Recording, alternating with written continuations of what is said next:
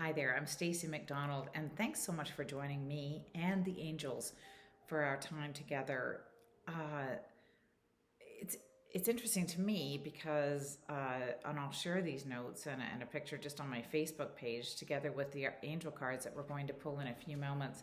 This is how is the way angels share messages is not always pretty, and is not always in order, as you'll see from my notes. I do make plenty of notes for readings, and it was interesting to me that this YouTube video came through more as a reading, getting loads of messages beforehand and in the order which they're meant to be shared. First and foremost was this message of empathy and compassion being at our forefront, our forethoughts, our actions. It needs to be first in anything that we go forward with. Yes, we always talk about empathy and compassion for ourselves, giving us a break on memories replaying, fear, doubt, worry, guilt, and so on, but also reaching out in the coming months and ongoing. Having empathy and compassion for others as well as we share that, then not only will it come back to us, but we will inspire others through our actions of empathy and compassion to pay it forward. That's the first thing. The other thing was I had a couple of sweaters laid out, and one of my sons, I said, which one should I wear for this YouTube video? And he said, wear this one because just wear this one. That's all. But it also had the heart on it, right? And I thought that is actually, because I'd already done the notes, that's actually what the message is as well. Fast forward to the song that's been playing in my head all morning, because clairaudience is another way that our angels get to us. What song is playing in your head? I realized that what I was whistling when I was doing the laundry earlier this morning was from The Wizard of Oz, of all things. And I know it was if I only had a heart. It is what I remembered of the lyrics. But I know it's from the lion song, and the lion is a symbol of Archangel Ariel. We'll get to her in a second. But the lion is looking for courage. And he says, if I only had a heart, then I would have courage, and then I could live my life, right? So that's the symbolism within the movie. And so so that's been playing in my head all day. Then I hear lion, obviously. Then I hear the symbol again of Ariel is lion, and she shares with us courage. I will find her card as I keep sharing with you here. But we're looking to have more heart. We're looking to have more courage, because the third message here. Where are you, Ariel?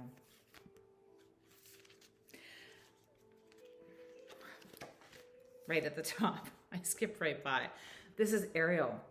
And I share her card because she also moves us out of unpredictable and uncomfortable situations and so on. But unless we have the heart of a lion, then we don't have the courage to be able to step forward. Okay? So but it's all about the lion-hearted. Okay? There's a reason for all of it. Here's where the work starts, okay? The third step is what we need to do at this time is think about our desired end game. Some of you are sharing with me as well that we've been drifting. We've been drifting due to circumstance and so on, and that's okay, because drifting can be a time to heal and to take stock and to circle the wagons, like I always say. Like let's just figure out, let's improve our energy. But now is a time at this time for action. So I encourage you to just continue to just take pause, but get out some pieces of paper.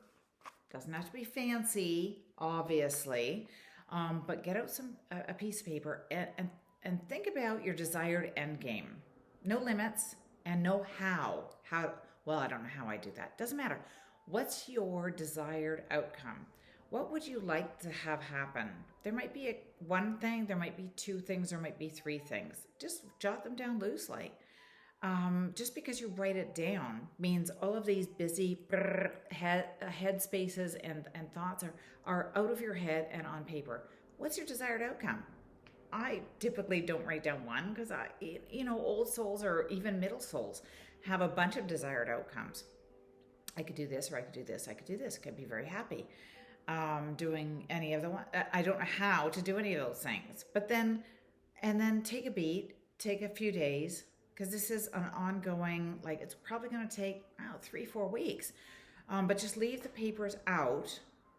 And I would do like to put pen to paper rather than on my computer. But other people feel more confident doing this. That's fine. The next step is, okay, logistically, after I've researched a little bit, what would it take to get there? So I'm imagining now the timeline that we learned in grade 5, or that I learned in grade 5. Everyone else probably learned it in grade 1. But write down on the timeline, if I'm at 0 and I need to get to 10, then at 3, I need to learn that. At 2, I'm planning. At 3, I'm probably taking a course or getting some training or doing some personal research. And then at 5, I'm doing the bigger thing, which is either engaging with that area and learning from the ground up. Recognize that we're imagining ourselves, we're seeing the desired end game, but there still we need to do a lot of work in the trenches, if you will, or in the areas where we feel like, I just don't know anything. Yeah, okay, but you're learning from other people that do, and so on. No matter what your desired outcome is, it is achievable, but you need to allow yourself some time. Just because it's not an overnight thing doesn't mean it can't get done. Notice that there's no timeline. By next January, by next March, by the middle of summer, I'm going to have this accomplished. No, we're doing 0 to 10, okay? Midway, I know that I need to be at this point. Whatever that timeline, it could be 2 years, could be 4 years, could be 4 months, could be 1 month. Whatever your timeline is, whatever your desired outcome is, you can get there, but space it out, make it real. I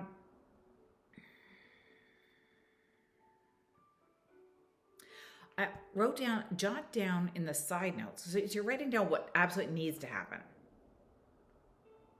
Training, connecting with other people, and so on. And then you're jotting in the side notes. I would do down and I would circle on the timeline what might need to happen. I might need to do this, might need to do that, but I might not. As I get more training and talk with other people and so on, I might not need to do that. There might be another step.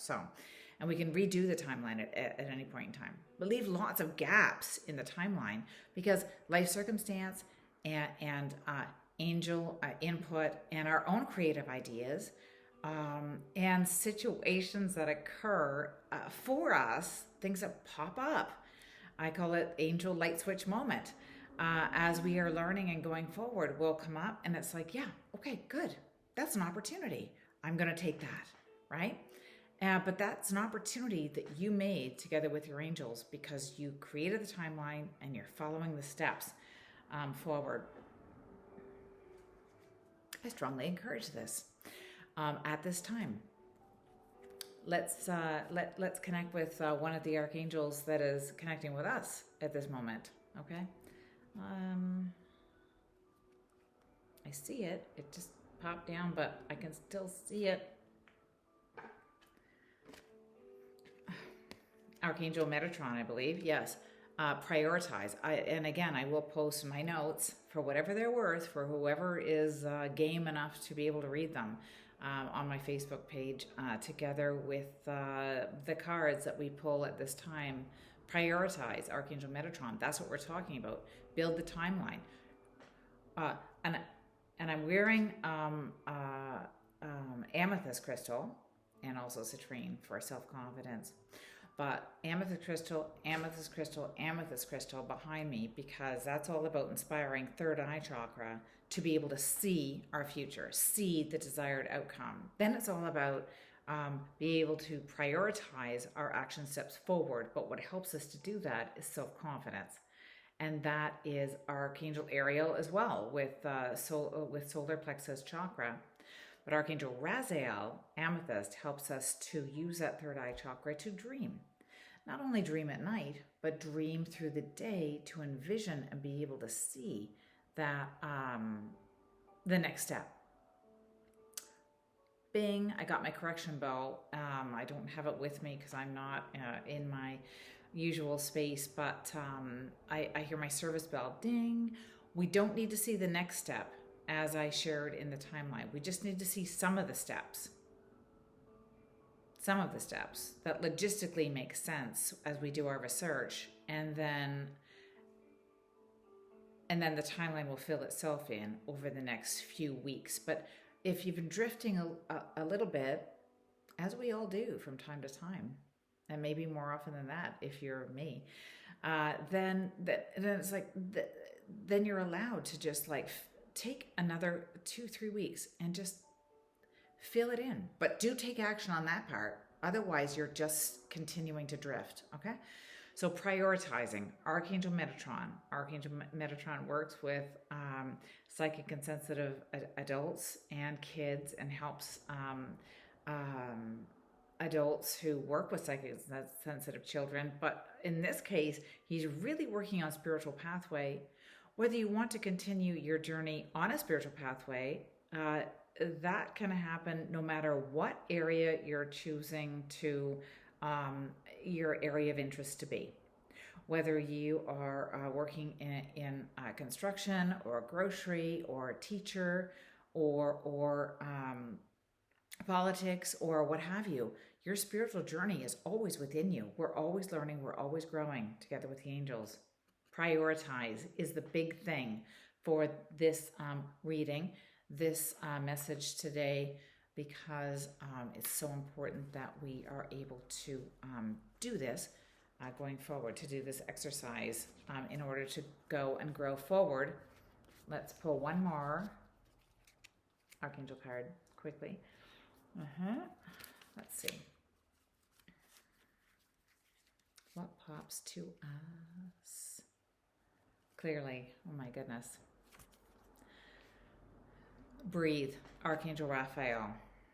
Take several deep breaths and exhale slowly to awaken your energy and to release old patterns.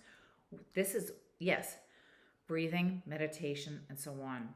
Archangel Raphael is a healing archangel, so he will and does come to us, especially at this time, because while we're talking about action and making a plan, that can be really off-putting and overwhelming to many people at any time, and especially at this time, because it's too much. I can't, but you can.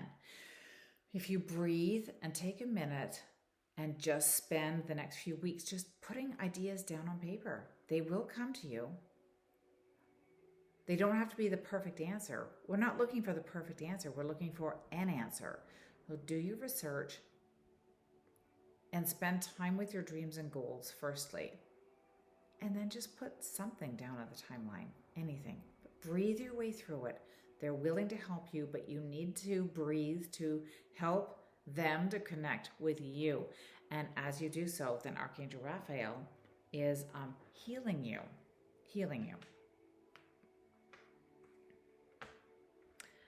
Last card.